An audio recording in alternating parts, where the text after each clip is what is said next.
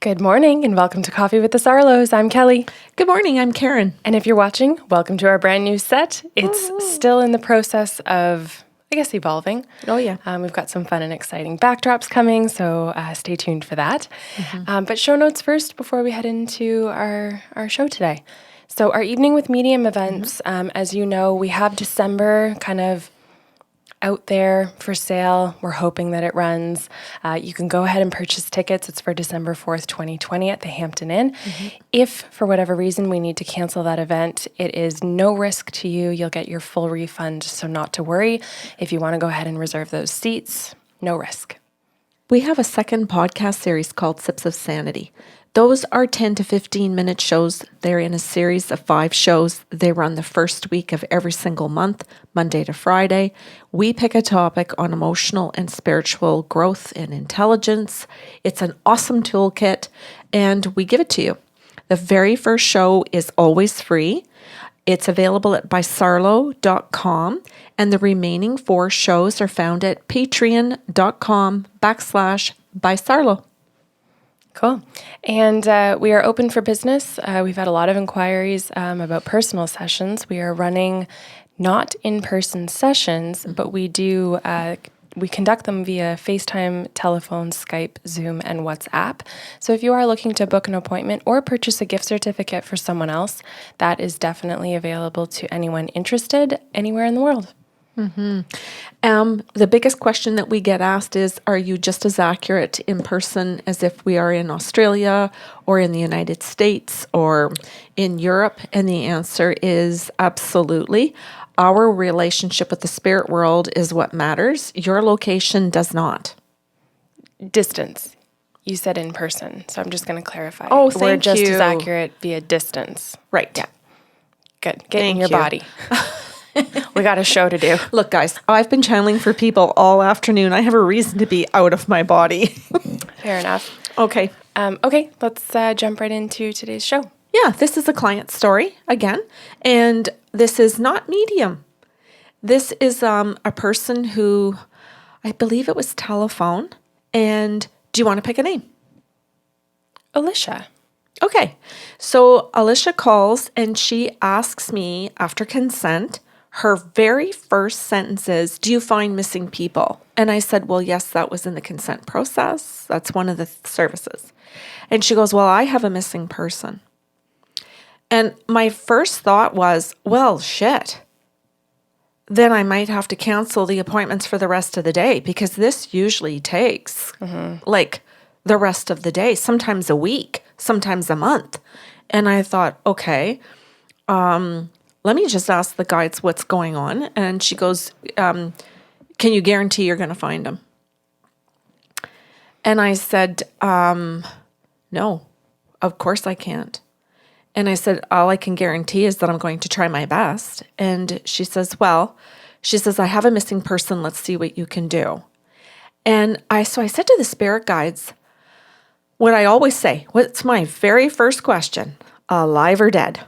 My very first, all the time. And so the guide said, oh, he's alive. And I said, okay, well, like, what else do you want me to start with? And they said, well, he's 6 years older than her. And I said, okay, and it is a male, yes. Is it a family member? No. So it's not related to her at all? No. Oh, then why is she trying to find a missing person? So I'm just, curious. Feeling it out, yeah. Yeah, and like, what's going on? Because sometimes people are calling because they're complete strangers, but there's reward money. And so I'm thinking, oh, okay, I think I need some information and get some validations first from the client and see if I really want to, I don't mean if I really want to do this, but if it's ethical to do this. So what's really going on? And they said, well, he's in New York. And I'm like, oh, that's really specific. I like that. I can use that. Where is she? She's in New York.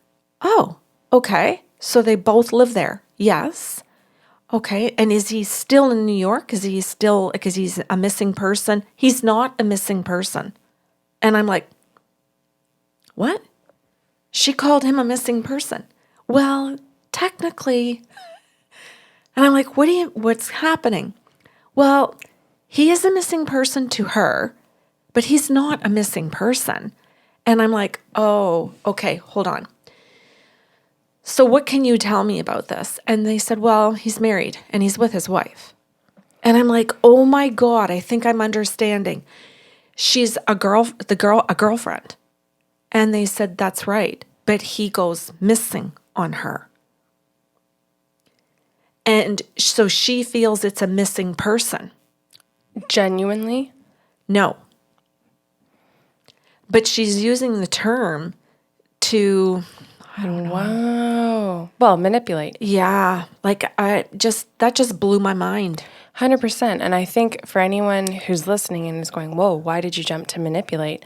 Because when you say I have a missing person versus my boyfriend is like not in contact with me, especially if she knows he's married. Yeah.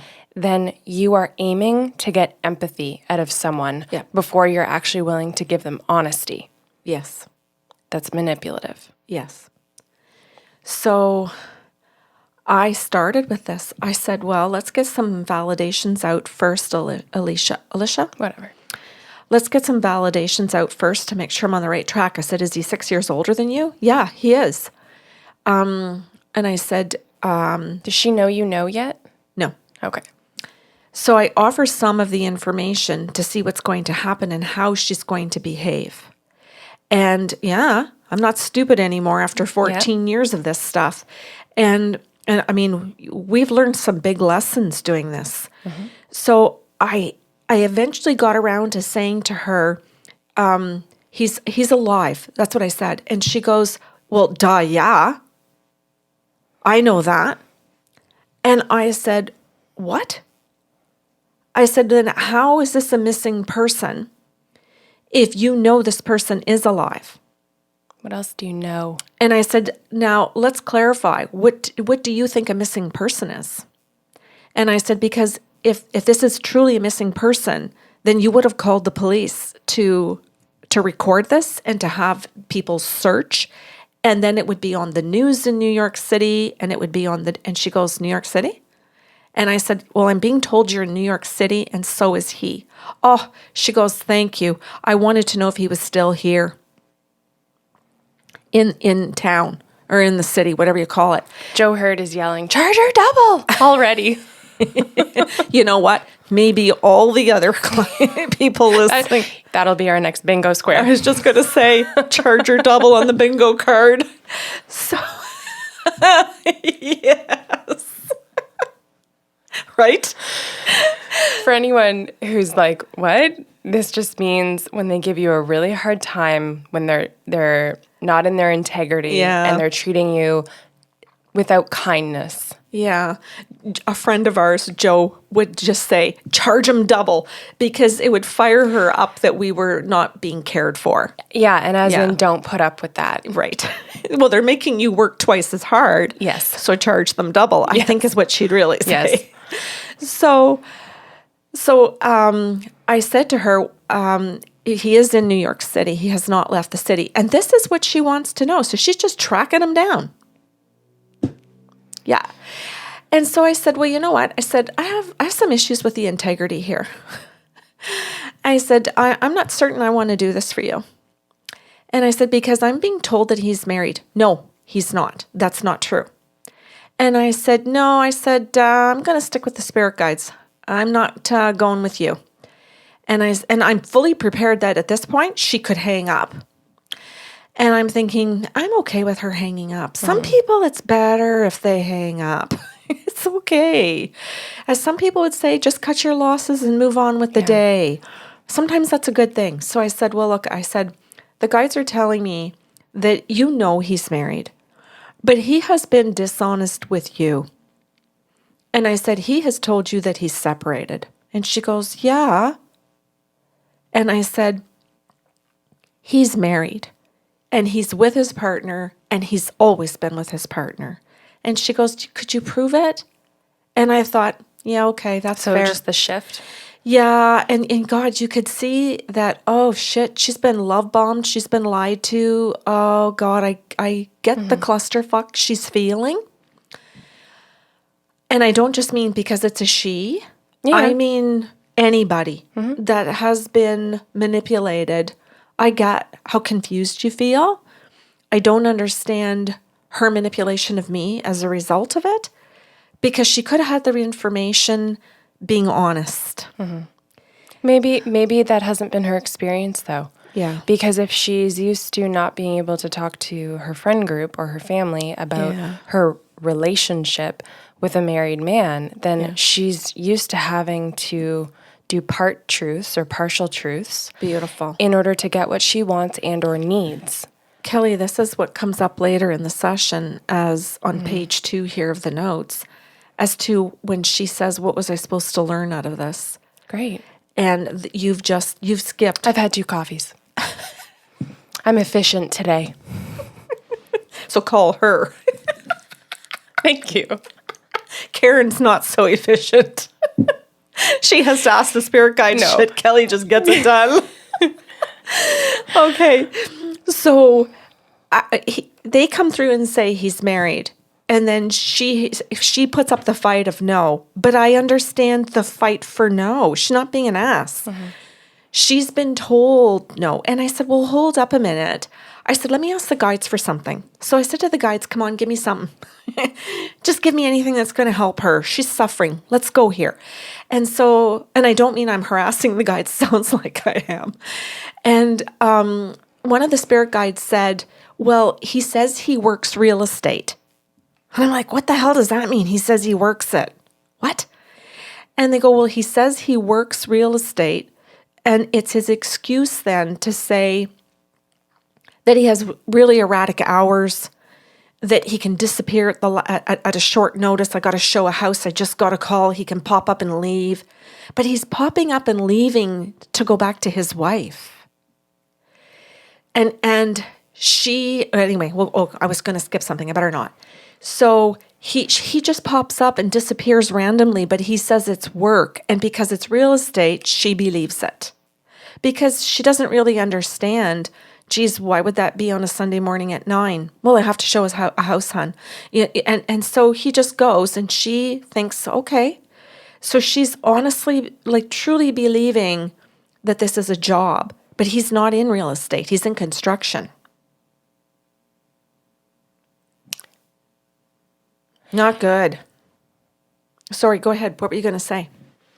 I'm trying to piece 2 different thoughts together. This is going to come out really judgmental, so just bear with me for a second. There is a look to a real estate agent. I know. And a look to a construction worker. And I don't mean about... Oh, no, I totally get what you're going where you're going. It comes out here. Yeah, I'm thinking literally just of the hands alone. I get it. And the cracked, the worker's hands, right? This is important because this is where she challenges him. Also, before we move forward, show me your face on a sign on a lawn. Like, I feel like that's a really public thing to lie about. Well, that's fair because some real estate companies post the faces of real estate agents and others don't. So I get what you're saying. And he would have business cards. So I understand that this does not add up. I get it. And this is part of what comes out again on page 2 is that she had a million signs that he wasn't in real estate. Like wearing a suit all day? But this is part of it, is that he doesn't look the part. There's so much in here. There's another story in here that's just ridiculous. Oh, fuck. But she's getting this pointed out to her, and she's going, yeah, like I asked that. I said, like, why do you, what are these boots? Oh, well, I went over and I helped my friends. Like, he has an answer for everything. And he also attacks. Of course. So if she questions, why are your hands dirty then? What are you doing? What are you doing? You think you own me? Like he does and this is the verbal abuse stuff that she just doesn't understand. But she kind of knows what the hell it is. She doesn't know the terms for it. She doesn't know the motivation behind it. Mm-hmm. She doesn't understand how to deal with the conflict. And that's why he picks her. Because she doesn't have an emotionally intelligent toolkit to deal with any of it. And I fully understand the listeners are going to go, well, she's pretty stupid. Well, But not because if your confidence is that shaken and you've grown up with similar relationships or similar models of relationships, then you're just doing what you know. And I'll say this too. How many people have come out of relationships where they've been hurt and they've had to pep talk themselves into, okay, I'm going to put myself out there again and I'm going to trust until I'm given a reason not to. And so you convince yourself to give someone the benefit of the doubt. yeah. Like, This is all page 2 again, that she has this kind of history. It's awesome what you're doing because I'm telling the story on page 1 and you're doing page 2. yeah, maybe we'll just use one battery today. Eat our curry early. So the guides are really good to provide her with, yeah, but this never added up for you. He said real estate, and he's not in that. He came home dirty and in work clothes, and he did come home sometimes. He said he never wore a suit to work, but that he would have casual clothes, and that was his thing. But there's another one in here that's just unbelievable that the guides gave me, and thank God they did, because the guide said he also arrives in 2 different vehicles. Oh. And it's like, 2 different vehicles? What do you mean? And she goes, yeah, no, that's true. Could you explain the 2 vehicles? Is one a minivan? No, That's good. it isn't. There are no children involved here. Oh, thank goodness. Yeah, he doesn't have kids. And that was another validation for her. The guide said he did not have children. She validated that. They talked about the fact that she questioned his job and that it didn't jive with what he said.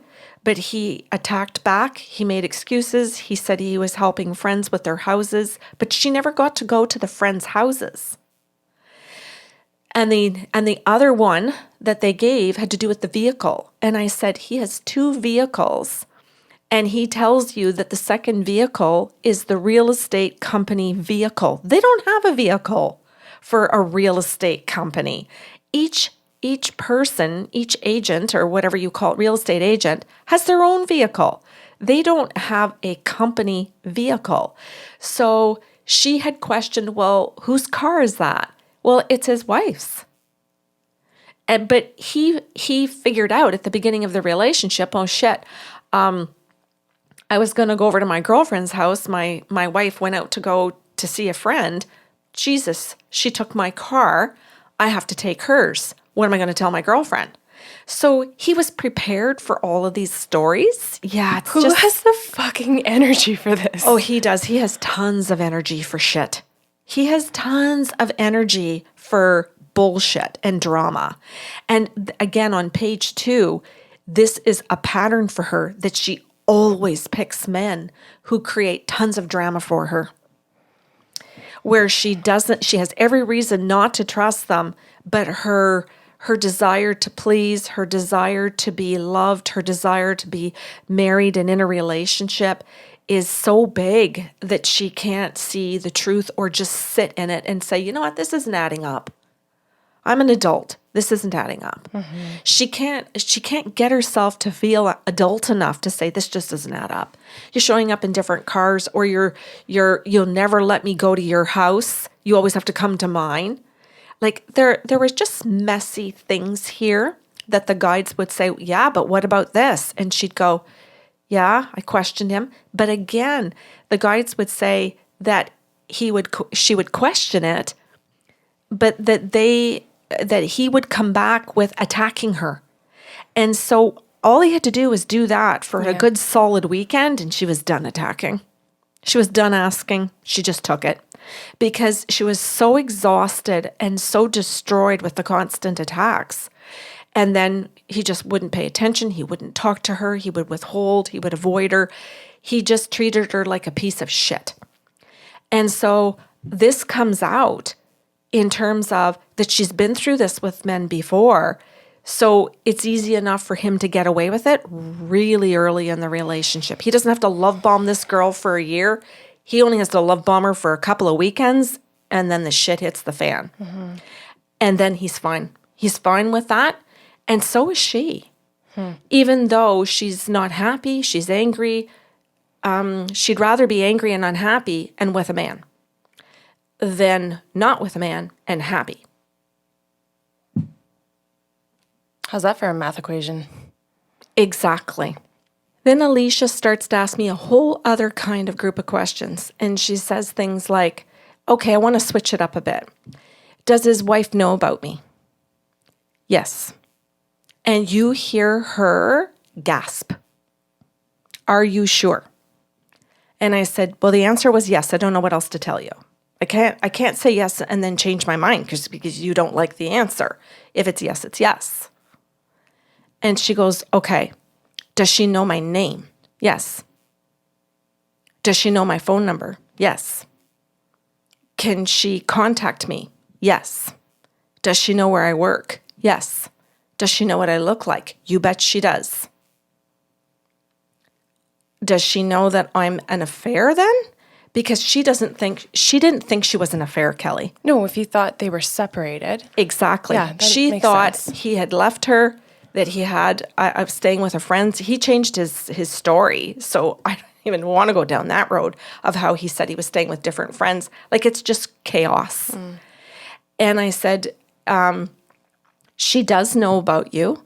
And I said, when he gets text messages from you, he reads them immediately and deletes immediately. But she sees him doing things like that and deleting the messages. And that's the key that she knew he was having the affair. Because when a friend texts you, you don't delete it immediately. You might delete it at the end of the day. You might delete it in an hour. But you don't consistently, every single time they text, delete it immediately. Not every time. And he's doing it every single time. Right? Yeah. So she just sits there, the wife, and confronts him and says, there's an affair. I'm not asking you. I'm not going to be that person that says, are you? And take your bullshit. I know you are. So let's just have the discussion. It's her or me. What are you doing? So the wife is the one that actually confronts him and doesn't let things slide and doesn't let his abuse derail her. But that's because she dishes out the abuse just as much as he does. And so Elisha says to me, okay, does she plan on hurting me? Oh, interesting. Yeah. Like, my heart sunk when she asked that question on a personal level of what you must be feeling. I fucking shit my pants. Yeah. My heart, personally, I felt sick when she asked that she feels that way, that she has now become an affair instead of I'm his new partner and we're moving on with life. And that he just, he ghosted her. He just decided one day he was walking out, not going back, doesn't tell her, doesn't explain it, doesn't want to do anything, and just goes back to his wife and says, I told her and I'm done. And he has no feeling, no remorse, no nothing for Elisha, nothing. He just wipes her out. And that's a hard message to say to somebody. And she says, is he coming back? No. Does he think about me? Yeah. And I think people can really identify with this and not judge her, but think, well, do they when they do something like that? What's the answer? Do they actually feel any remorse? Do they actually want to go back? Do they regret staying with the wife? What? Like, I get that. I get where her head is going, just in terms of how can he have done that to me? I was in the relationship and he told me how much they fought and how he screamed at her. Well, as soon as she made that comment, the guys jumped all over it. And then the session really changed. And I mean, I felt like she had 3 sessions within a session. Yeah. Because it went from her and him to he's moved on, so what about me? And what about him and his wife? To, okay, so what do I have to learn from this? which I thought was super interesting that she got through that quickly. Which is why we're doing a podcast, because I thought how she handled herself that fast in one session was remarkable. I really do think that was resilience. And I really thought it was worth people hearing that not every affair, every woman or man who is the affair was aware they were. Oh, yeah. And that they are not bad people, that they did not steal the husband or the wife from the spouse at all. There was no stealing.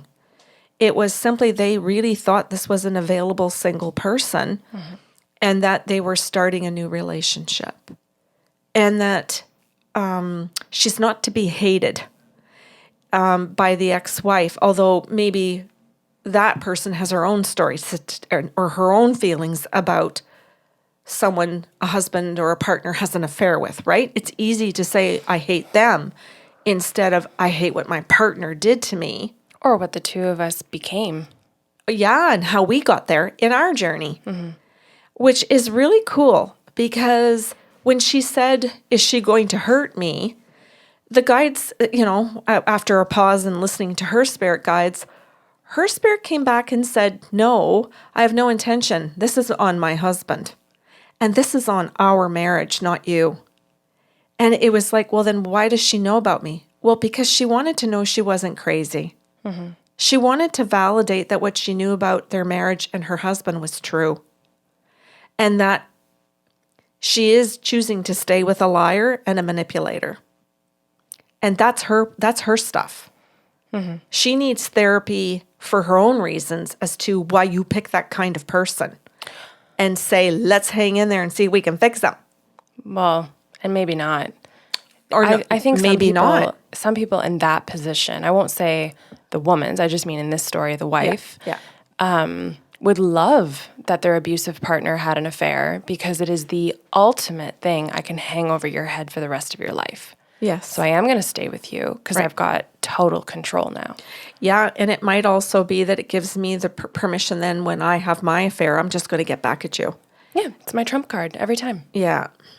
So I'm glad she asked the question. I'm glad Elisha asked the question what his wife's intention is, because the wife's intention is not to punish her.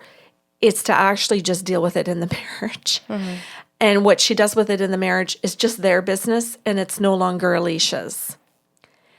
And then we moved to the next stage in her session, as I said, where she said, Karen, I know you do soul contracts. And I went, yes. Oh, no, my God. Oh, my eyes just wanted to like bulge out of my head, and my heart grew 3 times the size. Because this is the moment in the session that there's hope and that there's love. Oh, go ahead. But also integrity, because the very first part of the session was, I don't know if I want to do this because of integrity purposes. Yes. When she was in the mode of, I will manipulate. You got it.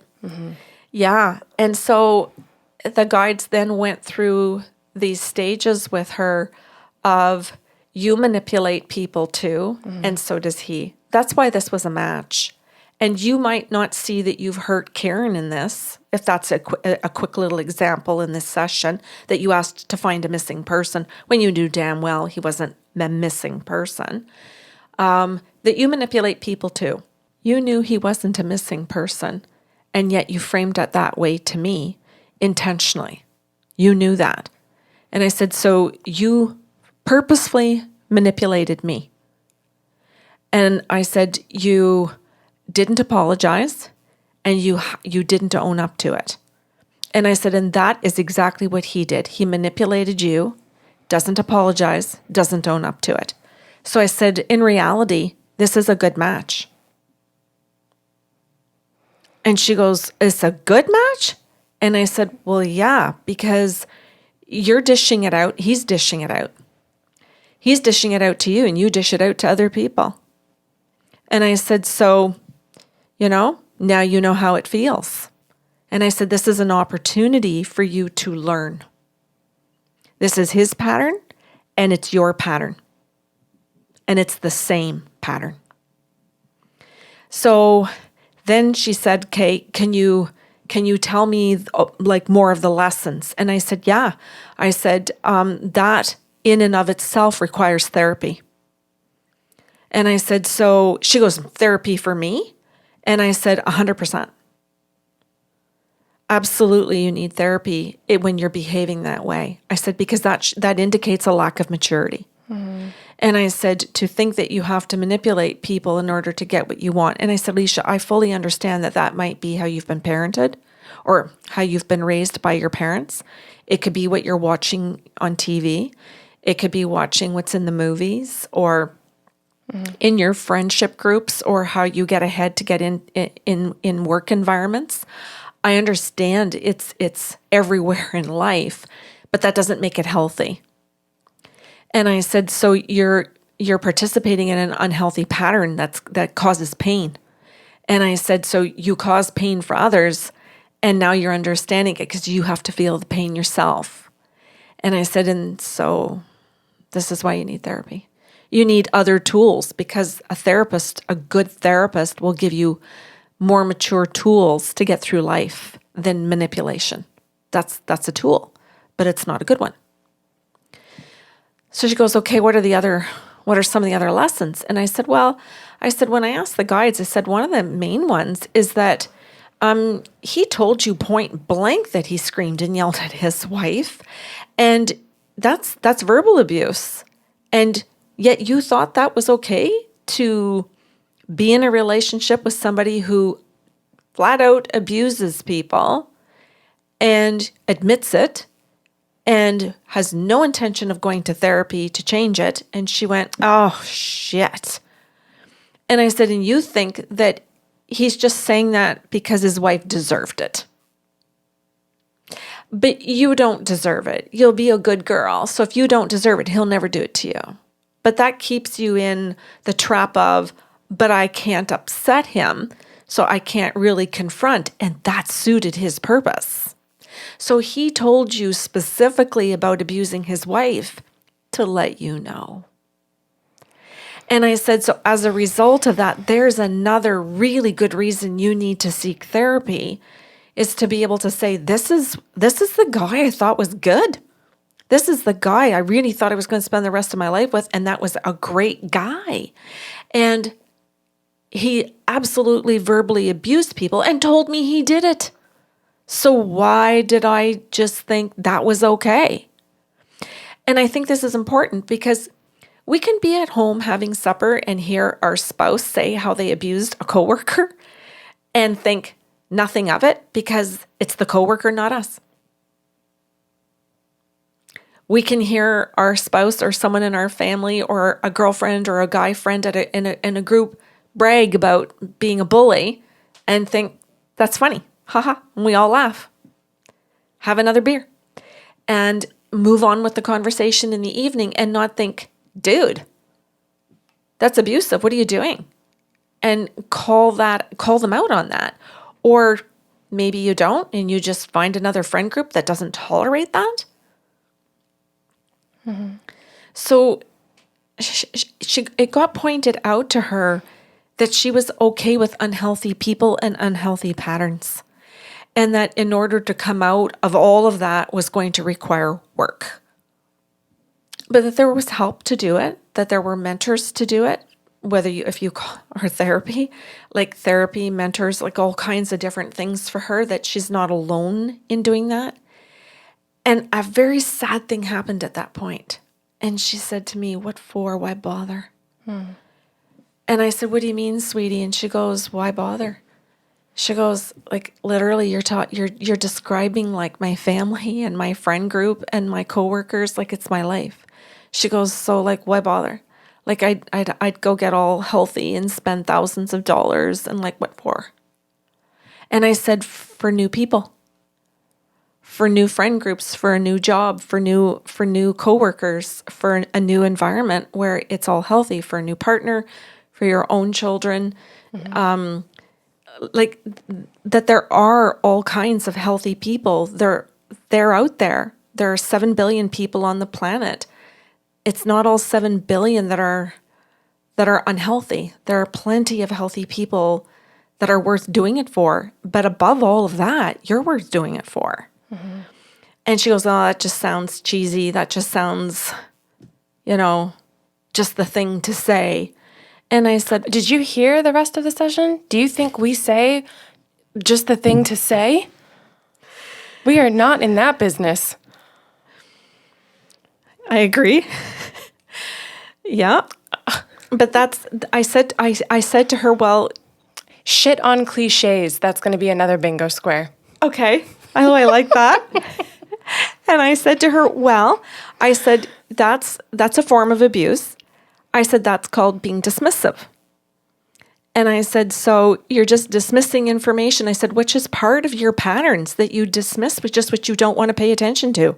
So you can stay in unhealthy patterns. Yeah. And she goes, so what you're doing for me is pointing out my patterns. And I said, yes, that's one of these gifts, is to speak to the spirit world and point out your patterns. And she goes, so you do it like therapy? And I said, no, I don't. I don't do it like therapy at all. And I said, and I'm not a therapist. That's why I'm suggesting you go. Mm-hmm. Because I can't do anything that the therapists are going to do for you in that regard. There are certain things that are within my ability. And I simply and clearly know what's not my job. Mm-hmm. And where someone else goes and gets educated for that and has the toolkit to give that to you. And I said, you need them as well. Mm-hmm. So that was the end of this session. And I thought it was a story worth saying. Yeah. I thought this was packed. Mm-hmm. And this was fairly recent. I have not heard from her again. I don't know where she's at. I don't know if this is going to be a follow-up. As you know, you and I don't always know, even if they say, oh, I'm going to call you back. Some do, some don't, of course.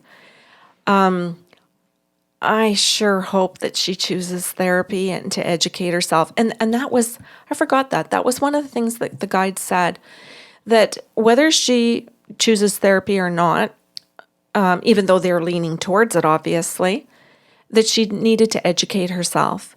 And that they pointed out podcasts, YouTube videos, TED Talks, books, just going in and finding healthy people, looking up who mentors, who has courses online for confrontation skills. There were tons of resources for her, or directions at least, mm-hmm. to listen to some other people and to make it just part of her daily life.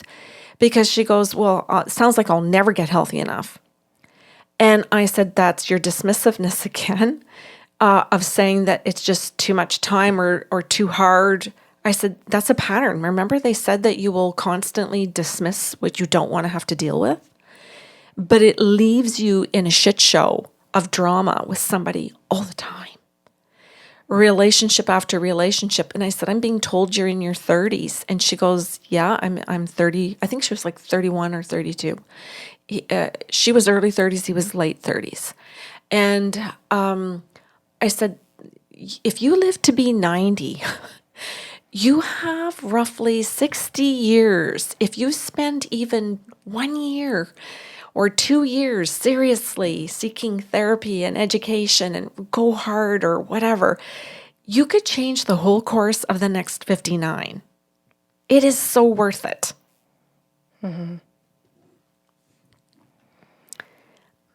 But if people don't hear it that way, they think the work ahead of them today is too much. Or this week. They don't think in terms of, yeah, true, if I live to be 90, I've got 60 years.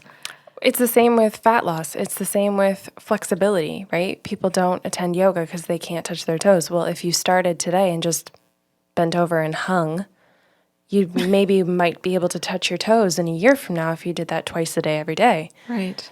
And it's not hard to do one thing today. Right, because after a month, you're closer to your toes and you see success, and then you get excited to do it. Yeah, and then you have 60 years of being able to touch your toes. Yes.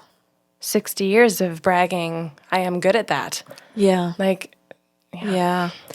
So hopefully her session about her missing person, if we go back to the very beginning, hi, I have a missing person. The missing person here is her. Oh, that just got deep. Yeah. She's searching for a missing person. And I said to her, I said, I hope, this doesn't cross the boundary in saying it. But I said, the missing person isn't him, it's you. And that's why therapy, that's why sinking deeply into conversation with somebody who's got tools to help you will help you discover who you are. And then you won't be focusing on the next guy.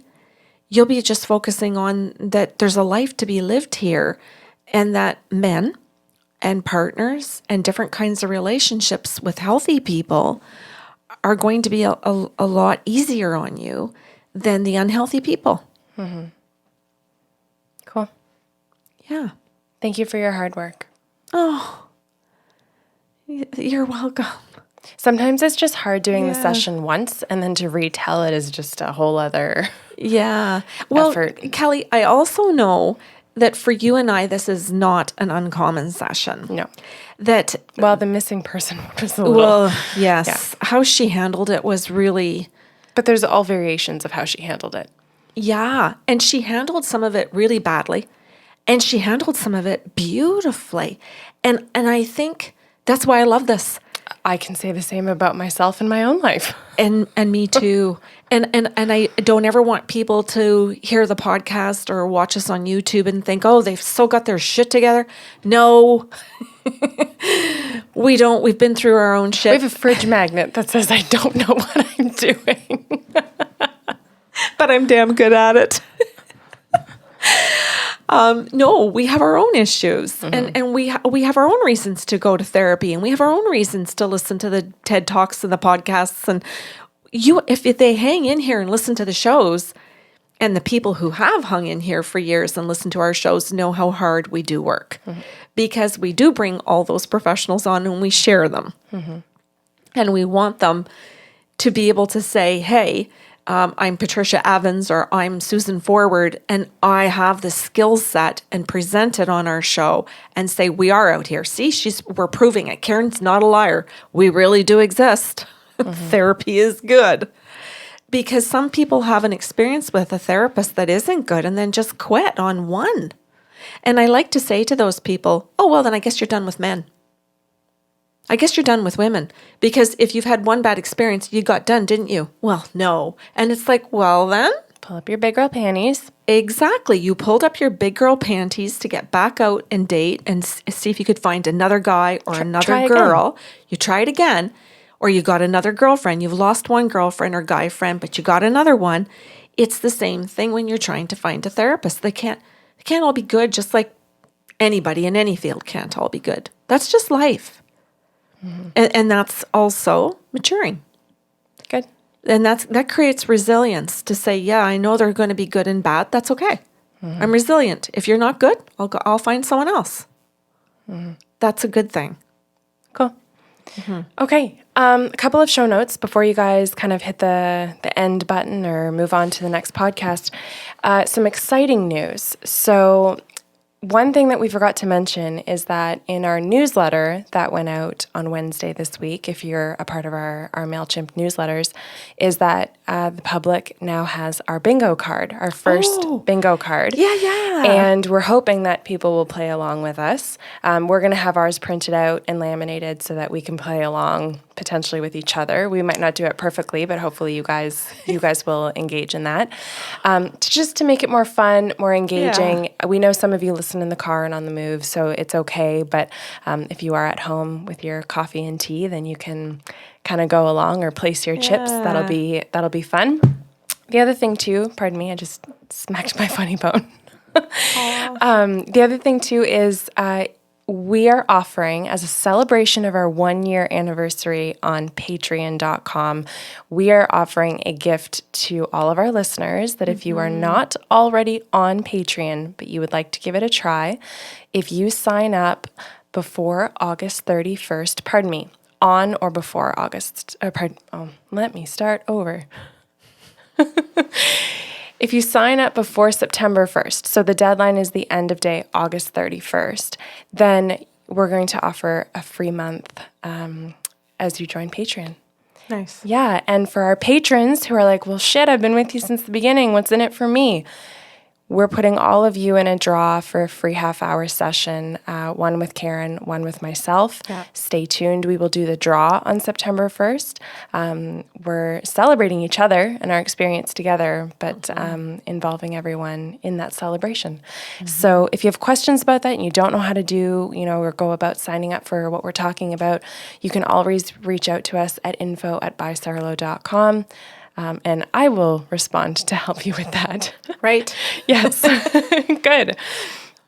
Anything else you wanted to add? I just wanted to say thank you for doing that.